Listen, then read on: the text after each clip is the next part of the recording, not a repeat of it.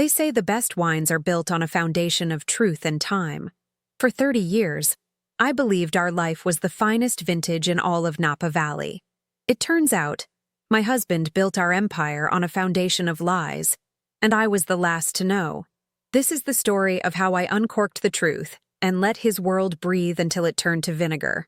If you're ready for a story of perfect revenge, subscribe to the channel and let me know in the comments where you're watching from.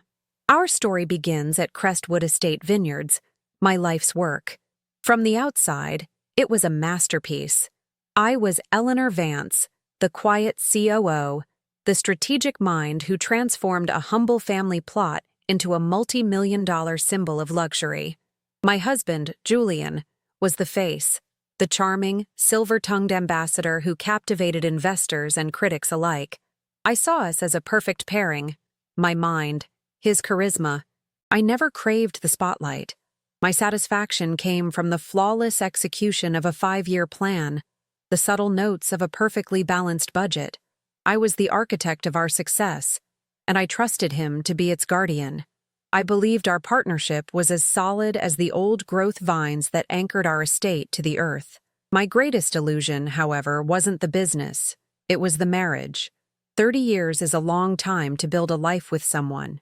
It's a tapestry woven with shared sunrises, private jokes, and the kind of silent understanding that transcends words. Our most sacred thread was the memory of our son, a loss that had bound us together in a way I thought was unbreakable. Julian was my rock, my confidant, the one person who knew the depths of my soul. He would return from his frequent business trips with thoughtful gifts and stories of new markets, his eyes full of admiration for the empire I managed in his absence. I saw his ambition as a reflection of our shared dream. In my carefully constructed world, there was no room for doubt. Our love was the grand cru of our collection, rare, invaluable, and absolutely untouchable. I was a brilliant strategist in the boardroom, but at home, I was a fool, intoxicated by a love that had long since been poisoned. The scent of Shanghai still clung to the silk lining of his suitcase, a mix of expensive cologne and the sterile air of a first-class cabin. It was a familiar ritual, unpacking for him after one of his whirlwind business trips. He'd arrived home full of stories about new markets, his eyes shining with the ambition I had always admired, the ambition I had funded and facilitated. I folded his shirts, my movements practiced and automatic after 3 decades. That's when my fingers brushed against something hard and small, tucked away in a hidden seam of the lining, a tiny, metallic flash drive. My first thought was simple, mundane, a presentation he'd forgotten, sales projections he'd need for our Monday meeting. I smiled to myself, thinking of it as just another piece of our shared life, another detail for me to manage. I slipped it into my pocket, planning to upload it to our server for him.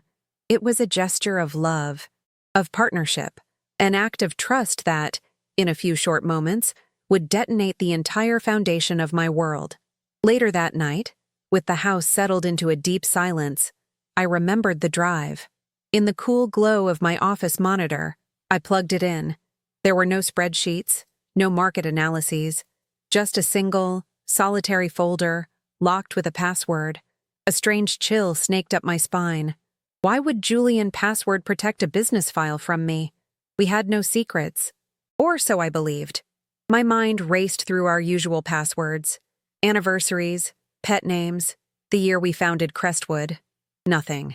Then, a cold, intrusive thought surfaced, a whisper from the darkest part of my intuition. There was one date that was sacred, a password so deeply personal, so painful, that it was unthinkable he would use it for anything else. With trembling fingers, I typed in the birth date of our son, the one we lost so many years ago. The screen flickered for a second, a silent judgment, and then the folder opened. The lock built on our shared grief had just granted me access to his most profound betrayal. The contents weren't documents, they were memories. A life I never knew he had. Dozens of short video files, arranged by date, spanning nearly 2 decades. My breath caught in my throat. I clicked the first one. A little boy with Julian's eyes, blowing out a single candle on a birthday cake. Another click. The same boy, taking his first wobbly steps into Julian's waiting arms, a smiling, unfamiliar woman beside them. My mind struggled to process the images flashing before me. School plays, soccer games, a middle school graduation. In every frame, Julian was the doting father, the proud husband, living a vibrant, happy life that had nothing to do with me. The woman, Ava, looked at him with an intimacy I thought was reserved for me alone. 30 years of marriage, of shared history, of a bond forged in loss. It all evaporated into a cruel mirage. He hadn't just cheated on me. He had built an entire, separate existence on the ashes of our shared sorrow. My hand flew to the mouse, a desperate, reflexive need to close the window, to make it all disappear. But in that split second of frantic movement, my strategist's brain, the part of me that never sleeps, latched onto one detail that was horribly out of place. Amidst the files named Ethan's First Steps and Christmas 2018, there was one with a stark, corporate title, Project Phantom Harvest, MP4. The name was cold, calculated, and utterly alien among the intimate family videos. It felt like finding a weapon in a child's nursery. The betrayal wasn't just personal anymore. This wasn't just about a secret family. It was about a secret plan, a phantom harvest. The name itself implied something being taken, something stolen from the shadows, right under my nose. The full scope of his deception was suddenly far larger, far more sinister than I could have imagined. My heart hammered against my ribs, a frantic drumbeat of terror and dawning, icy rage. Just as my cursor hovered over the file, I heard it, the soft creak of the floorboards in the hallway upstairs. Julian's footsteps, panic, primal and absolute, seized me. With a speed I didn't know I possessed, I yanked the flash drive from the USB port, the metal hot against my skin. I shoved it deep into my desk drawer just as the office door swung open. Julian stood there, silhouetted in the dim light, a glass of water in his hand. "Can't sleep, my love?" he asked, his voice thick with the same feigned concern he had perfected over 20 years. I turned, forcing a placid smile onto my face, my entire world imploding behind my eyes. The man I had loved for 3 decades was gone. In his place stood a stranger, a conspirator. In that moment, the grief didn't vanish, but it crystallized. It turned from a fragile, shattering pain into something hard, sharp, and cold. He thought I was the devoted wife. He had no idea he had just awakened the ruthless architect of his downfall. The first instinct was to burn it all down, to take that little silver drive, march upstairs, and hold it in front of his face until the carefully constructed mask of the loving husband melted away. I wanted to scream, to shatter the crystal glasses that lined our shelves, to make the physical destruction of our home mirror the demolition of my life. The drive felt heavy in my hand, a tiny, dense repository of 2 decades of lies. But as I stood there in the silent darkness of my office, the strategist inside me, the woman who could see 10 moves ahead on a corporate chessboard, slowly suffocated the wife. A confrontation would be an emotional release, a messy, chaotic battle that would only serve to warn him. It would be a declaration of war before I had even surveyed the battlefield. And Julian, for all his flaws, was a master of managing chaos. No, a messy fight was his game. Mine was a quiet, methodical checkmate. He and his accomplices, because there had to be accomplices, had made one fatal error. They had forgotten who I was. For 30 years, they had seen me as the quiet COO, the dutiful wife who handled the logistics while Julian charmed the world. They saw the woman who packed his suitcases, not the one who built the empire he was plundering. They had mistaken my contentment for complacency, my trust for naivete. They had played their game in the shadows, confident that I was blinded by the light of our perfect life. That arrogance, I realized, was the most powerful weapon I now possessed. My pain, my shattered heart, was no longer a liability. It was a shield. Behind it, I could move undetected. They thought they were playing against a pawn. They were about to discover they had been checkmated by the queen all along. with a resolve that felt like ice forming in my veins. I walked over to the antique safe hidden behind a false bookshelf, the one Julian thought only held our original vineyard deed and some family heirlooms. My hands were perfectly steady as I entered the combination. I placed the flash drive inside a small velvet pouch, nestled beside documents that represented the legitimate foundation of our life. Locking that door felt final. I wasn't just securing evidence. I was entombing the woman I used to be. The grieving, betrayed Eleanor was locked away with the lies. The woman who walked out of that office was someone new, a predator who had just picked up the scent of her prey. I went back upstairs, slipped into bed beside him, and synchronized my breathing with his. I didn't sleep. I planned. Every soft snore was a countdown. Every tick of the clock a reminder that his time was running out. The next morning, the sun streamed into our kitchen, illuminating the scene of a crime only I was aware of. The smell of freshly brewed coffee filled the air, a nauseatingly normal aroma for a world that had been tilted off its axis. When Julian came downstairs, dressed in one of the very suits I had unpacked, he smiled at me. "Morning, my love," he said, leaning in to kiss my cheek. I turned, my own smile perfectly crafted, and met his lips. "Good morning, darling," I replied, my voice as smooth and warm as the finest Chardonnay. "Tell me everything about Shanghai. Did you close the deal?" I watched his eyes, saw the flicker of relief as he launched into a fabricated tale of meetings and contracts. He believed he was safe. He believed I knew nothing. In that moment, as I poured him a cup of coffee and listened to his lies, the war began, and I knew, with absolute certainty, that I would be the one to end it. My war began not with a declaration, but with a perfectly feigned smile over breakfast. While Julian recounted his fabricated successes in Shanghai, I became an anthropologist studying a foreign species.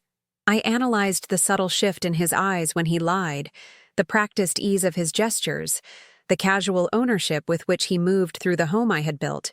The grief was still there, a cold, dense star in the center of my being, but its gravity was now pulling my strategy into focus. He saw a loving wife. I saw a hostile entity whose vulnerabilities were now my primary field of study.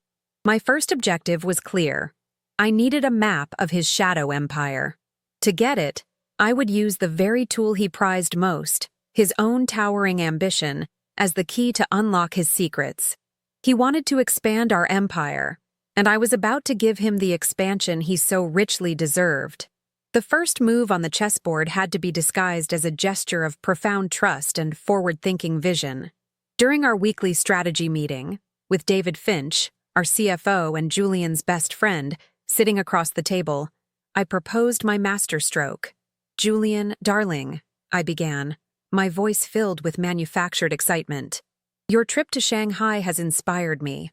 I think it's time we seriously explored an international acquisition, a major one. But to do that, we need to be bulletproof. I want to hire Blackwood and Finch, the best forensic accounting firm in San Francisco, to conduct a full due diligence audit on our own books first. We need to look as pristine to a potential partner as our finest reserve." Julian's eyes lit up. The thought of a major acquisition, another jewel for his crown, blinded him completely. He enthusiastically agreed, sealing his own fate while David nodded along, oblivious that I was hiring wolves to audit the henhouse he thought he guarded so well. Meeting with the partners at Blackwood and Finch was like hiring assassins in tailored suits. I didn't tell them my husband was a traitor. I told them I was a COO with an unwavering commitment to fiscal transparency before a major global expansion. I presented them with a challenge. I want you to tear our books apart, find every weakness, every potential liability, every single cent that is even slightly out of place. I need a report so thorough, so brutally honest, that it would make our competitors weep with envy at our integrity. I gave them carte blanche, my authority as COO providing the perfect legal cover. They saw a meticulous executive preparing for a merger. I saw the architects of my first strike, a silent, legal army that would march through David Finch's carefully constructed labyrinth of lies and plant my flag on every fraudulent transaction he had ever made. They were my weapon, and they didn't even know a war had begun. My second move required a different kind of asset, one built not on retainer, but on loyalty. Chloe Tsai, my executive assistant, was a digital prodigy disguised in a business-casual wardrobe. For years, I had mentored her, recognizing a strategic mind that mirrored my own. I called her into my office, the door securely closed. "Chloe," I said, my tone serious but not alarming, "I have a highly confidential project for you. We're exploring an acquisition, and I need discreet market research on some potential emerging competitors. These are small, ghost-like entities, likely shell companies. Your task is to be my digital private investigator. I need to know who owns them, where their money comes from, and what their assets are. This is off the books and for my eyes only." I saw the spark of challenge in her eyes.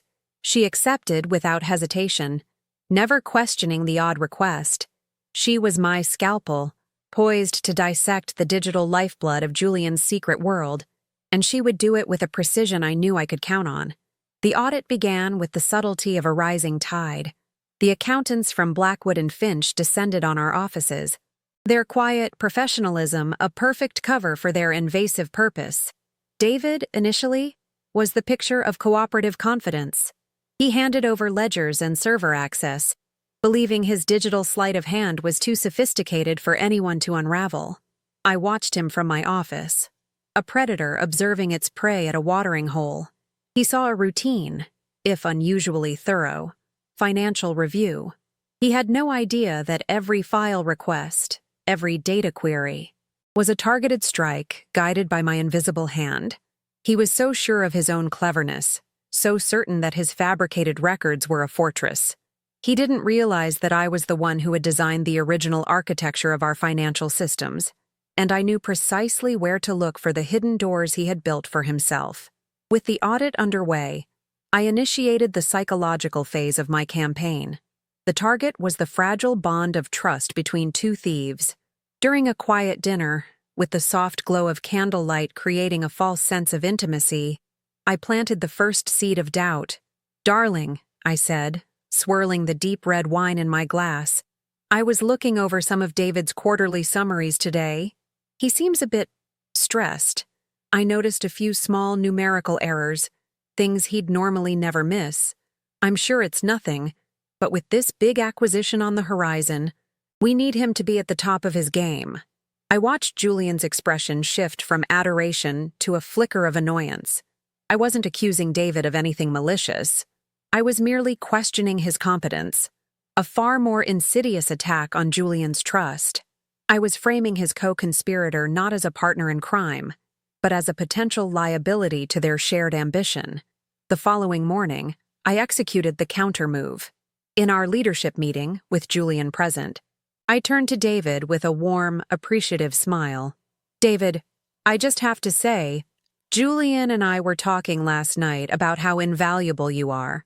Your loyalty and dedication over the years have been the bedrock of our financial stability. We simply couldn't do any of this without you." I saw David preen under the praise, his chest puffing out slightly. But then, I saw him glance at Julian, whose expression was now unreadable, a mask of corporate pleasantry. The trap was set. To Julian, my praise now sounded like the naive confidence of a woman who didn't see the small errors he was now primed to look for. To David, any future criticism from Julian would feel like a betrayal. I had created a chasm of paranoia between them, and they were too arrogant to realize I was the one pushing them in. A week later, the first report from Blackwood and Finch arrived on my encrypted tablet. It was a single page, a preliminary flag. They had uncovered an anomaly, a series of structured, below-threshold payments being funneled from a marketing slush fund into an LLC I had never heard of, Sterling Horizon Ventures. The name meant nothing to me, but the methodology was everything. It was a classic money laundering technique, designed to fly under the radar of a standard audit. My heart beat a steady, cold rhythm. This was it. The first tangible thread of Project Phantom Harvest. It wasn't just a video on a flash drive anymore. It was a data point, a piece of irrefutable evidence. I saved the file, my hands perfectly steady. The hunt had officially begun, and I had just drawn first blood. I forwarded the name Sterling Horizon Ventures to Chloe with a simple, one-line instruction. Our first ghost, find it. Within hours, my faith in her was rewarded. Chloe wasn't just a researcher, she was a digital bloodhound. She bypassed firewalls and dug through cached web data, tracing the LLC's registration to a post office box in Delaware. From there, she unearthed a digital breadcrumb trail of domain registrations and server hosting agreements, all paid for by a credit card linked to a holding company. The name of that company sent a jolt of ice through my veins. A.S. Consulting. A.S. Ava Sterling. The name from the flash drive. The woman in the videos. She wasn't just a mistress. She was an active participant. A silent partner. My rage solidified into something harder, colder. This was no longer just about betrayal. It was about conspiracy. The tension in the office became a palpable thing. A low hum of anxiety that only I understood the source of. I saw Julian pull David into his office for a closed-door meeting, his voice a low, sharp murmur through the glass. Later, I saw David at his desk, his face pale, frantically clicking through spreadsheets. My psychological warfare was working better than I could have imagined. Julian, now seeing potential incompetence everywhere, was scrutinizing David's every move. David, feeling the pressure of the audit and his partner's sudden distrust, was growing agitated and paranoid. They were beginning to turn on each other, just as I had planned. They were so consumed with the fear of being caught by outsiders that they never once suspected the true threat was sitting in the corner office, calmly approving budgets and signing off on shipment manifests. The second report from the auditors was a payload. They had cross-referenced the payment patterns from Sterling Horizon Ventures with public records. It led them to a series of real estate transactions in Oregon, a sprawling, undeveloped plot of land with prime viticultural potential, and a luxury home in Portland. Both properties had been purchased through the shell company, and the deeds were held in a trust. The beneficiary of that trust, Ava Sterling. My breath caught in my chest. He wasn't just siphoning money for a second family.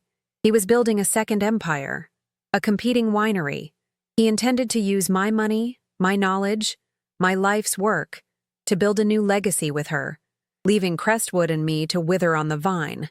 The sheer audacity of it was breathtaking. He wasn't just a cheater, he was a plagiarist, stealing the blueprint of my soul. To tighten the net, I employed a piece of theatrical misdirection. I printed a summary of Crestwood's legitimate international assets, a thick, boring document.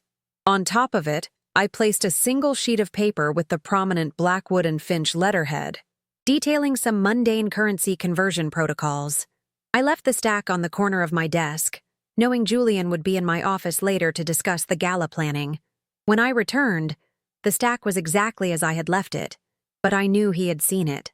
Later that day, he casually remarked, "Those auditors certainly seem to be earning their fee. They're looking into everything." I just smiled. Of course, darling. We have to be impeccable. The seed of fear I had planted was growing. He now believed the world's best financial investigators were scrutinizing every corner of our life, and he was terrified of what they might find in David's work. Chloe's breakthrough came late one night in the form of a single, explosive email. The subject line read, "Found the blueprint." She had managed to gain access to a cloud storage account linked to A.S. Consulting. Inside, she found it all.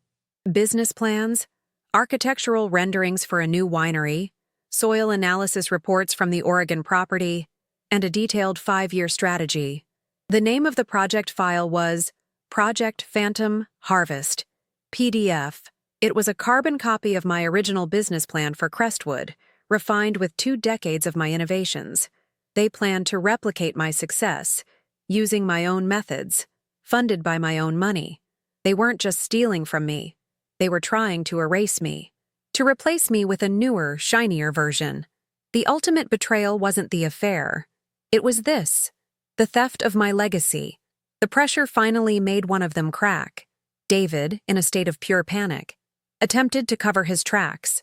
Believing he could outsmart the auditors, he tried to move a substantial sum of money from one of the shell corporations to a new, undiscovered offshore account. It was a clumsy, desperate move. The transaction, being so large and originating from a flagged entity, triggered an immediate alert within the Blackwood and Finch system. Within minutes, an urgent notification appeared on my tablet. Significant capital flight detected. Immediate review required. It was the mistake I had been waiting for. David's fear, so carefully cultivated by me, had forced him into a fatal error. He had just handed me the smoking gun, still warm to the touch. I stood at the floor-to-ceiling window of my office that evening, looking out at the rows of vines bathed in the golden light of the setting sun. My vineyard, my empire. The alert from the auditors was a confirmation, a signal that the enemy was in disarray. Julian and David were now trapped in a prison of my design, its walls built of their own greed and paranoia. They were fighting shadows, pointing fingers at each other, completely unaware that the Queen had been moving silently across the board the entire time. The silent war was far from over, but the tide had irrevocably turned. They thought they were the hunters, poised to execute their phantom harvest. They had no idea that they were the crop, and my harvest was just beginning. The call from Marcus Thorne, the lead partner at Blackwood and Finch, came at 2 a.m, a time reserved for emergencies and bad news. His voice was stripped of its usual corporate polish, replaced by a raw urgency that sent a jolt of ice through my system. "Eleanor, we've found their endgame," he said, the words clipped and precise. "It's not just embezzlement. It's a complete corporate decapitation strategy. They've been building a case for a force majeure event, a catastrophic vineyard blight. They plan to declare bankruptcy, trigger a massive insurance policy, and then use a shell corporation to buy Crestwood's assets for pennies on the dollar." I stood in the darkness of my library, the phone cold against my ear, as the true scale of their treachery finally came into focus. They weren't just trying to steal from me. They were planning to burn my entire world to the ground and dance on its ashes. My methodical, patient plan for revenge evaporated in an instant. The satisfaction of a slow, torturous reveal was a luxury I could no longer afford. Marcus continued, his voice a grim drumbeat of impending doom. "According to the timeline we've pieced together from their encrypted communications, they plan to make their move in 30 days. The trigger event is the annual Harvest Gala. They'll use the platform to announce the tragic discovery of the Blight, creating a public narrative of unavoidable disaster. 30 days. The Gala, an event I had orchestrated for 2 decades as a celebration of our success, was now slated to be the stage for my public execution. I was no longer a predator stalking her prey. I was a queen whose kingdom was under siege, with the enemy already inside the castle walls, preparing to lower the final gate. My fight for justice had just become a desperate, frantic battle for survival. The pieces clicked into place with horrifying clarity. Julian's recent, theatrical concerns about soil acidification. David's sudden interest in our agricultural insurance policies. It was all a prelude. They weren't just covering their tracks. They were laying a new set of tracks, leading my life's work directly off a cliff. My carefully constructed psychological warfare, the seeds of paranoia I had planted between them, had inadvertently accelerated their timeline by making them feel cornered. I had forced them to abandon their slow bleed in favor of a single, catastrophic kill shot. The irony was a bitter pill. My own strategic brilliance had pushed them towards a more desperate, more dangerous endgame. The chessboard I thought I controlled had been flipped, and now we were in a knife fight in the dark. I thanked Marcus, my voice a calm, steady lie in the face of my internal chaos, and hung up the phone. For a long moment, I didn't move. The weight of the timeline pressed down on me, a physical force threatening to crush my resolve. 30 days to unravel a conspiracy 2 decades in the making. 30 days to not only prove their guilt, but to inoculate my company against the poison they were about to inject into its heart. The rage that had been a cold, controlled flame now roared into a white-hot inferno. They weren't just attacking my finances, They were attacking my legacy, the very soil my grandfather had first tilled. They had made this personal in a way I hadn't thought possible, and in doing so, they had unleashed a part of me they would not be prepared to face. The first move from their side came less than a week later. David Inyan, with a face full of feigned solemnity, introduced a consultant at our weekly agricultural meeting, Dr. Alistair Finch, a supposed plant pathologist with a string of flimsy credentials. Alistair is a leading expert in fungal blights, David announced to the team. Given the unusual humidity this season, Julian and I thought it would be prudent to have him run some proactive tests on our oldest vines. I watched Julian nod in grave agreement, his expression a perfect mask of concerned leadership. I felt a chill crawl up my spine. Alistair was not a consultant. He was a bioweapon. He was the man they had brought in to create the disease for which they already had the cure. My complete and utter ruin. Chloe, my digital ghost, needed less than an hour to confirm my suspicions. Dr. Alistair Finch was not only a fraud with a degree from a defunct online university, but he was also David's first cousin. The connection was buried under a different surname, but the digital breadcrumbs were undeniable. They weren't just arrogant, they were sloppy, blinded by their belief that no one was watching them. I forwarded Chloe's report to my private server, another piece of evidence for the pyre I was building. I then authorized a new security upgrade for the estate, citing preparations for the gala. Under this guise, I had micro cameras and audio recorders installed in the agricultural labs, the pump houses, and near the old-growth vines, the very heart of Crestwood Estate. As the days bled into one another, the atmosphere at Crestwood grew thick with a toxic tension. Julian's behavior shifted. The charming, doting husband was replaced by a man whose concern was laced with a subtle menace. "Eleanor, you seem distracted," he'd say, his hand on my arm feeling less like a comfort and more like a restraint. "Perhaps you should take a step back from the day-to-day operations. Let David and me handle the final push before the gala. You've earned a rest." It was a power play, a gentle but firm attempt to sideline me, to cut me off from the flow of information and the loyalty of my staff. He was trying to put me in a gilded cage while his cronies prepared to set the forest on fire. The gaslighting became their primary weapon. A critical shipment of bottles from our Italian supplier was accidentally rerouted. A mistake David blamed on a clerical error he subtly implied was mine. During a board meeting, Julian would gently correct a financial projection I presented, using figures David had secretly altered minutes before. They were working in concert to paint a picture of me as a brilliant mind in decline, a beloved founder who was losing her edge. It was a cruel, insidious strategy designed to undermine my authority and isolate me from my allies, ensuring that when the crisis hit, no one would look to me for leadership. They weren't just trying to bankrupt my company, they were trying to erase my competence from its history. Then, the physical attack began.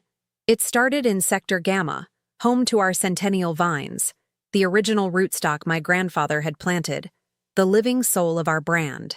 I saw it on the discreet security feed first. Alistair, moving through the rows late at night, a canister in his hand. He wasn't testing the soil, he was poisoning it. The next morning, our lead viticulturist, a man who had worked this land for 40 years, came to my office with a look of pure devastation on his face. "Eleanor, it's the centennial vines," he stammered, his hands trembling. "The leaves are yellowing, wilting. I've never seen anything move this fast. It's like a plague." His words were a dagger, confirming the sacrilege I had witnessed on the screen. I walked with him to the vineyard, my heart a cold, heavy stone in my chest. The air in Sector Gamma was different. It carried a faint, acrid, chemical smell, a scent of decay that had no place in the vibrant ecosystem I had nurtured my entire life. The leaves on the ancient, gnarled vines were brittle, their deep green color fading to a sickly, mottled yellow. This was more than sabotage. This was a desecration. Julian and David weren't just killing a business. They were murdering a legacy. They were severing a connection to my past, to my family, to the very earth that had defined me. In that moment, standing among the dying symbols of my heritage. Any lingering thought of mercy, any shred of the woman I once was, turned to dust. My grief was a flash flood, powerful and overwhelming, but it receded as quickly as it came, leaving behind a landscape of crystalline, unadulterated rage. I was no longer the strategist playing a game. I was a protector defending her home from invaders. That night, under the cover of darkness, I returned to Sector Gamma alone, dressed in black, with a sample collection kit I'd procured from a trusted university contact. I moved with a silent, grim purpose. I took soil samples, carefully scraped residue from the irrigation lines, and clipped sections of the dying leaves, sealing each piece of evidence in sterile bags. They thought they were creating a narrative of natural disaster. I was collecting the proof that would rewrite their story into a confession of premeditated murder. The next phase of their psychological assault was even more direct. Julian arranged a meeting with our family doctor, a man we had known for years. "I'm worried about you, my love," he said over dinner, his face a mask of counterfeit concern. "The stress of the gala, the market pressures. You haven't been yourself. I think Dr. Evans should see you. Maybe prescribe something to help you. Relax." The implication was clear and chilling. He was laying the groundwork to have me declared mentally unfit, to seize control of my voting shares through a medical power of attorney. This was no longer just about pushing me aside. It was about having me legally erased, turning me into a ghost in my own life while he and his accomplices picked the bones of my empire clean. I saw the trap for what it was, a desperate gambit by a man who sensed he was losing control, even if he didn't know why. I agreed to the appointment, playing the part of the exhausted, overwhelmed wife. In Dr. Evans' office, with Julian sitting beside me holding my hand, I painted a picture of a woman under immense pressure, but one who was resilient and focused. I subtly turned Julian's own words against him. "Julian is so protective," I told the doctor with a weary smile. "He worries so much. But honestly, the gala preparations are what keep me going. It's my life's work. I'd be lost without it." I left the office with a clean bill of health and a prescription for multivitamins, leaving Julian visibly frustrated, his attempt to brand me as unstable having failed completely. The lab results from my secret soil samples came back 2 days later. The report was unequivocal. The samples contained a high concentration of a potent, custom-synthesized herbicide, one designed to mimic the effects of a fungal blight while being notoriously difficult to trace. It was a chemical signature as unique as a fingerprint. My university contact confirmed that creating such a compound would require a highly specialized chemical engineering lab, not something a charlatan with an online degree could whip up in his garage. This was the final, irrefutable piece of physical evidence. They hadn't just brought in a fake expert. They had contracted a chemical assassin to murder my vineyard. With the gala now just over a week away, the final pieces of my counter-offensive began to fall into place. Chloe had successfully traced the payments for the custom herbicide. They didn't lead to Alistair, but to a different shell corporation, one linked directly to an offshore account controlled by Ava Sterling. She wasn't just the silent partner in the financial fraud. She was the paymaster for the physical sabotage. She was the one who had funded the poison flowing into the veins of my land. This revelation solidified my resolve. My vengeance would not be limited to Julian and David. It would extend to every single person who had conspired to tear my world apart, leaving no stone unturned and no guilty party unscathed. The pressure was now a physical presence, a constant thrumming beneath my skin. Julian and David, emboldened by the visible progression of the blight in Sector Gamma, grew more confident.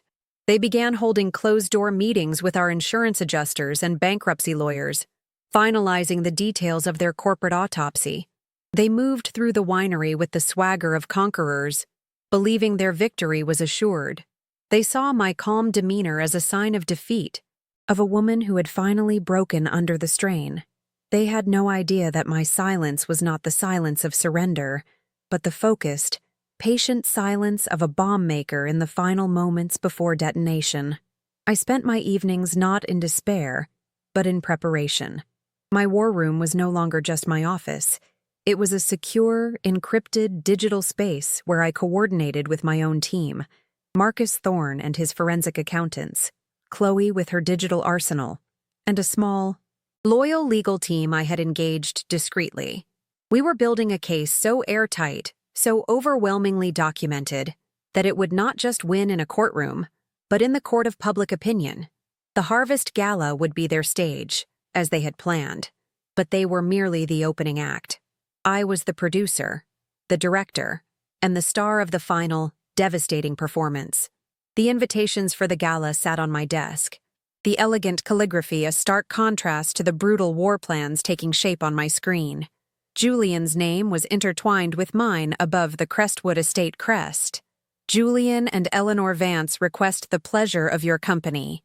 I ran my finger over his name, a faint smile touching my lips.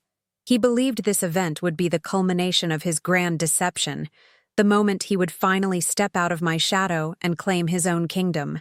He was right, in a way. The gala would indeed be the moment his legacy was cemented, but it would not be the legacy of a visionary. It would be the legacy of a fool who forgot that the quietest person in the room is often the most dangerous. Their desperation had forced my hand, transforming my quest for justice into a high-stakes race against time. They had attacked my company, my legacy, and my sanity. They had poisoned the very land that gave me life. In their frantic bid to destroy me, they had given me the one thing I needed most, a justification for total, unmerciful annihilation. They thought they were the hunters, closing in for the kill. They never once suspected that they had been walking deeper into my trap all along, and the door was about to slam shut behind them with a force that would shatter their world into a million irreparable pieces. The harvest was indeed coming, but it would be my hand, and mine alone, that would wield the scythe. The ballroom of Crestwood Estate glittered with a dangerous beauty, a symphony of crystal, silver, and the deep crimson of our finest Cabernet. I had designed this night, just as I had designed every aspect of our lives, for maximum impact. Hundreds of guests, journalists, investors, the titans of Napa Valley, mingled, their laughter echoing under the vaulted ceilings. They were here to celebrate a fiction, a man they believed to be a visionary. I stood near the stage, a vision in silk, playing my final role as the adoring wife. Julian, preening in his tuxedo, moved through the crowd, accepting congratulations for an award he hadn't yet received. He saw this gala as his coronation. He had no idea it was his public execution, and that I, the woman smiling lovingly at him from across the room, was the one who had sharpened the guillotine. Every clinking glass was a countdown, every polite smile a mask for the impending devastation. The stage was set, the audience was seated, and the final act was about to begin. Julian took the stage to a thunderous ovation, the spotlight illuminating his handsome, practiced smile.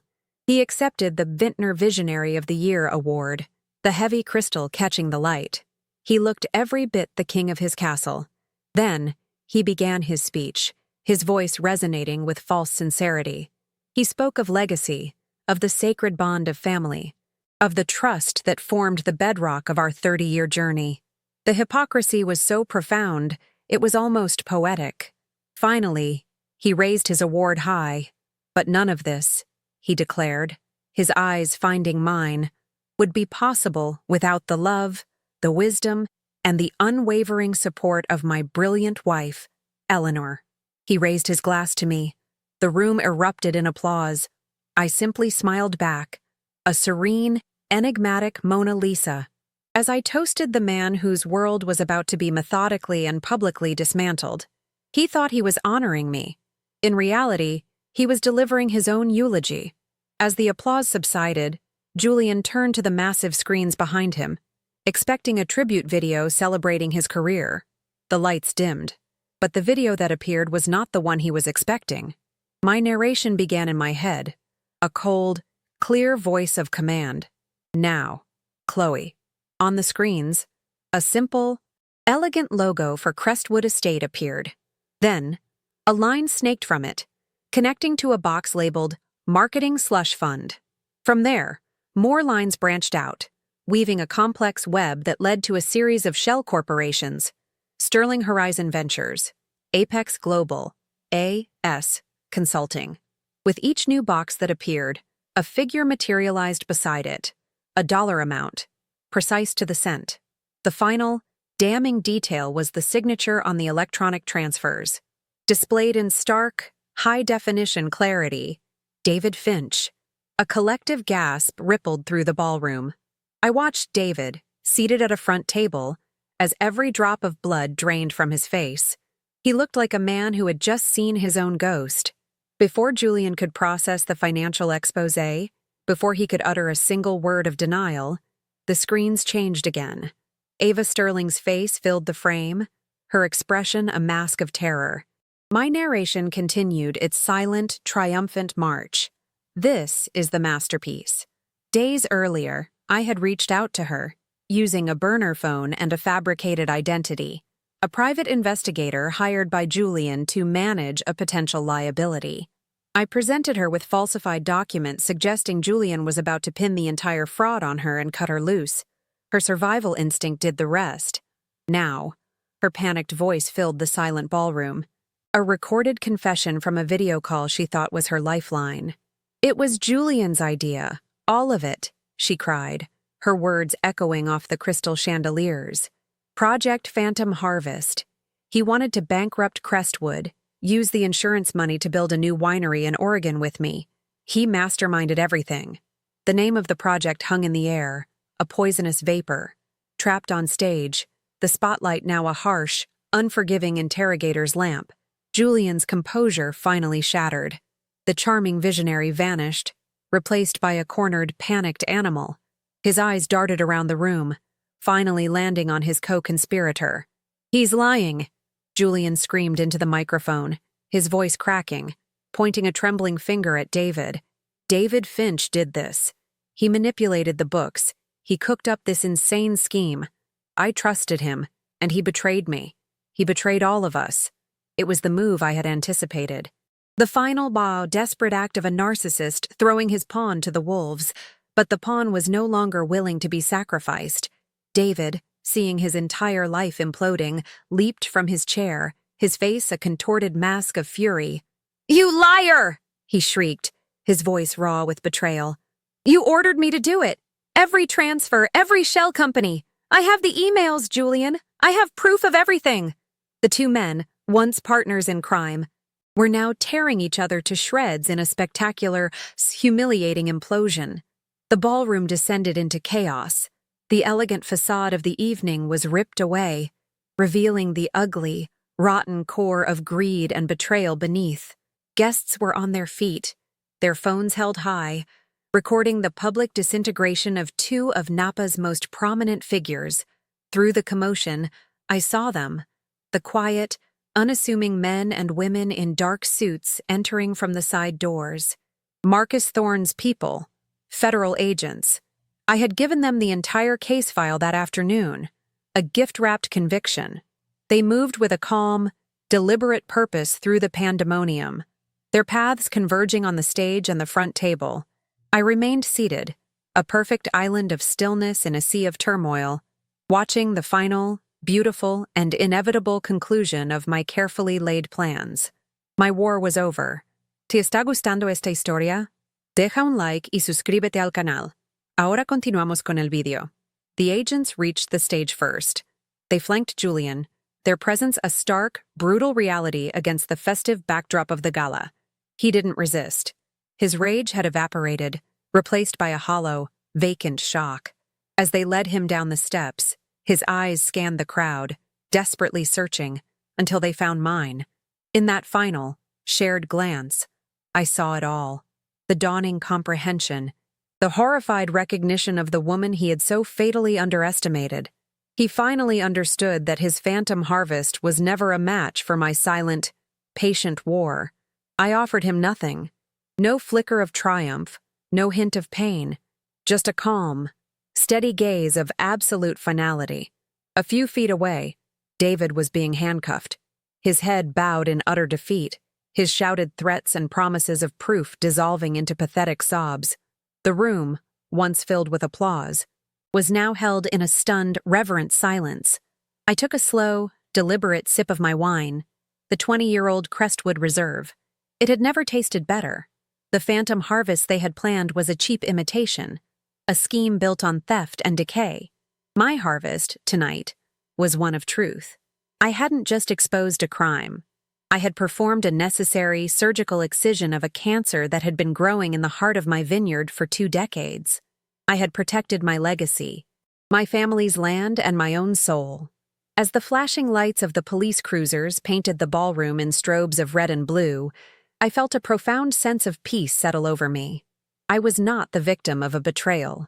I was Eleanor Vance, the sole and rightful ruler of Crestwood Estate, an empire I had built, defended, and now, finally, reclaimed. The checkmate was absolute. The silence that followed the chaos was more profound than any noise. As the flashing police lights receded, casting long, dancing shadows across the ruined ballroom, a hush fell over the remaining guests. They stared at me, their expressions a mixture of awe, fear, and a dawning, profound respect. In the span of 20 minutes, I had transformed in their eyes from the quiet, supportive wife into the formidable ruler of an empire, a woman who had just publicly executed a coup with the precision of a master strategist. I didn't need to say a word.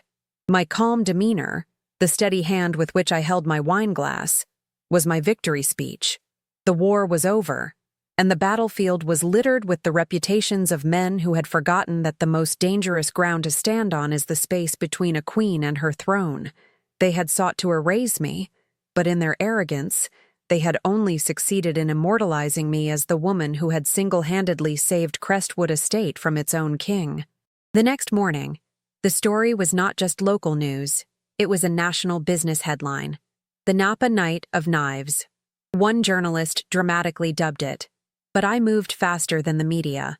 Before the first articles were published, my new communications team had released a carefully worded statement. It painted a picture not of a spurned wife, but of a vigilant COO who, upon discovering sophisticated financial malfeasance during a routine pre-acquisition audit, had acted decisively to protect her company and its shareholders. I was not a victim. I was the hero of my own story, the protector of my legacy. By framing the narrative around corporate governance and fiduciary duty, I stripped Julian of any possible sympathy. He wasn't a flawed husband. He was a common thief who had committed a massive fraud. The betrayal was a footnote. My strategic brilliance was the headline. The legal fallout was swift and mercilessly efficient. The case my team had built was an ironclad fortress of evidence.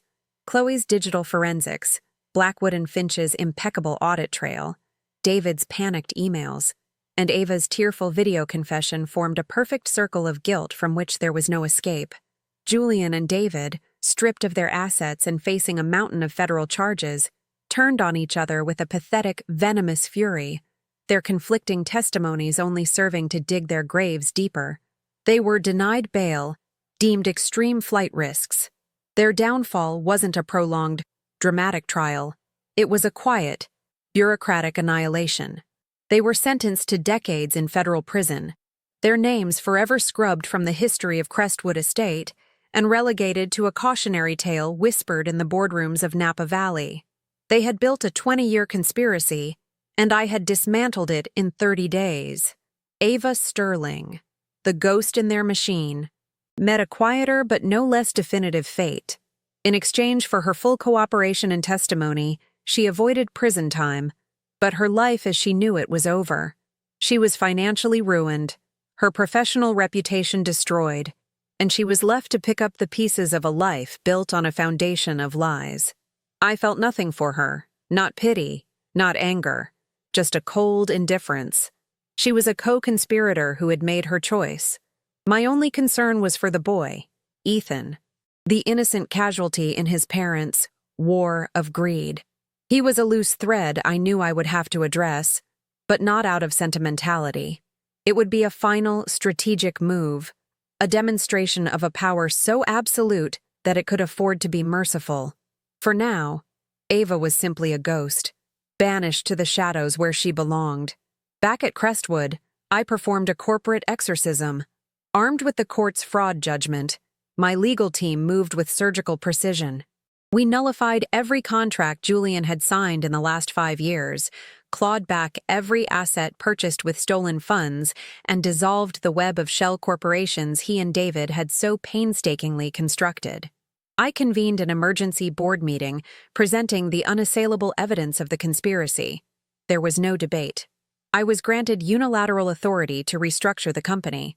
I purged the executive ranks of anyone whose loyalty was even remotely questionable, promoting those who had proven their worth, with Chloe taking a newly created role as my chief strategy officer. The old Crestwood, built on a lie, was dead.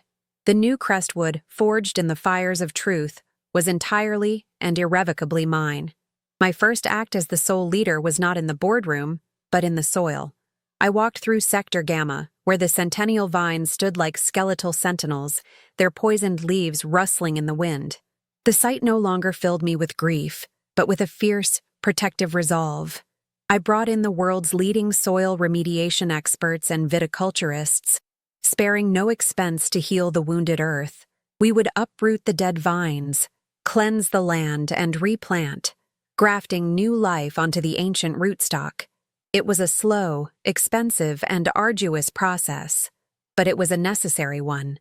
This land was the soul of my family, the heart of my empire. Healing it was a promise, a declaration that from the deepest poison, I would cultivate the strongest growth. The vineyard and I were one and the same. We would both recover, and our next vintage would be our finest.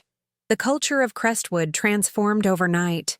The whispers and politics that had festered under Julian's reign of charm and deceit were replaced by a new ethos of radical transparency and fierce loyalty. My leadership was not about charisma. It was about competence. I held open town halls with every employee, from the field hands to the bottling line workers, explaining the changes and my vision for the future. I implemented a profit-sharing program, ensuring that those who worked the land would benefit directly from its success. I was no longer the quiet COO in the back office. I was on the ground, my hands in the dirt, my presence felt in every corner of the operation. I was building an army, not of employees but of partners, all of us bound by a shared commitment to the integrity of the Crestwood name. With the company stabilized and my team in place, I made my final power move on the corporate chessboard. The international acquisition I had used as a pretext for the audit was no longer a ruse. It was a reality. With Crestwood's finances now stronger than ever, I identified and acquired a struggling but prestigious vineyard in Bordeaux, a move that stunned the wine world. It was an audacious, forward-thinking play that instantly elevated the Crestwood brand to a global stage. The media hailed me as a visionary, the very title they had bestowed upon Julian just before his downfall. The irony was exquisite. He had dreamed of building a second empire with my money, while I had quietly and legitimately built a global one on the ashes of his betrayal. The assets seized from Julian and Ava's phantom empire, the Oregon property, the home in Portland, the millions in offshore accounts, were liquidated by the federal government. When the courts awarded the reclaimed funds to Crestwood as restitution, I knew exactly what to do with them. I didn't absorb the money back into the company. Instead, I established the Crestwood Foundation, a nonprofit dedicated to funding agricultural innovation and providing scholarships for women in business.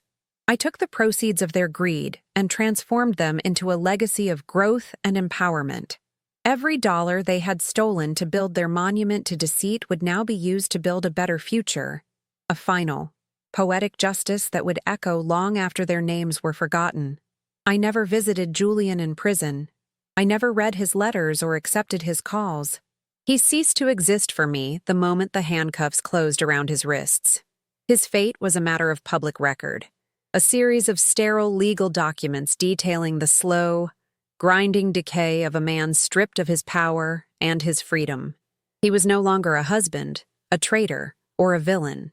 He was an irrelevance, a ghost from a life I had already shed. My closure didn't require a confrontation. It was found in the quiet hum of a thriving business, in the deep green of the new leaves in Sector Gamma, and in the weight of the absolute, undisputed control I now wielded over my own destiny. He was a chapter I had not just closed, but torn from the book and burned. My last act in this saga was for the only person who was truly innocent. Through a third-party law firm, I established a blind, irrevocable trust. It was funded with my own money, completely separate from the company or the reclaimed assets. Its sole purpose was to provide for the complete education of Ethan Sterling, from preparatory school through any graduate degree he chose to pursue. He would never know its source. It was not an act of forgiveness or charity. It was a final, quiet assertion of my code. My war was with the guilty, and it was over. I was now in the business of building, not destroying. This act drew a definitive line between their legacy of ruin and my legacy of growth. Tonight, I stand on the veranda of my home, a glass of wine in my hand. It's a new creation, a blend I developed myself, not yet bottled for the public. I've named it Phoenix. It's bold, complex, and has a finish that lingers long after it's gone, a testament to the fire it took to create it. Below me, the lights of Crestwood Estate twinkle across the valley, a kingdom reborn under its one true ruler. The woman who trusted too easily, who loved too blindly, is gone. In her place stands a woman who knows the precise value of everything: her land, her loyalty, and her power. They thought they could harvest my life's work in the shadows. They never realized I owned the sun, and I was simply waiting for the perfect moment to rise.